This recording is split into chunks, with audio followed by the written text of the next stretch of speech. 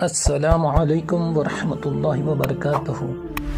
آپ سب کا استقبال ہے ہمارے یوٹیوب چینل اذکار کی دنیا میں، اور تمام اذکار اور وظائف میں نور اور اثر فرائض کے اہتمام سے آتا ہے۔ اس کے لیے ہم فرائض کا خوب اہتمام کرنے والے ہو جائیں۔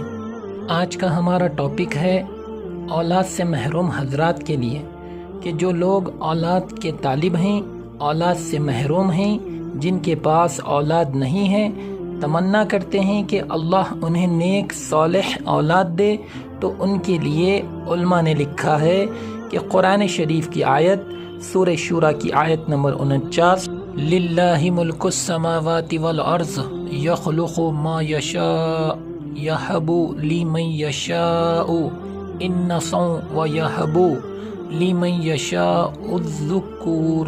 جس کے یہاں اولاد نہ ہوتی ہو تو وہ یہ آیت 133 مرتبہ پڑھ کر پانی پر دم کر کے فجر کی نماز کے بعد میاں بیوی دونوں پئیں، 40 دن تک پابندی سے یہ عمل کریں۔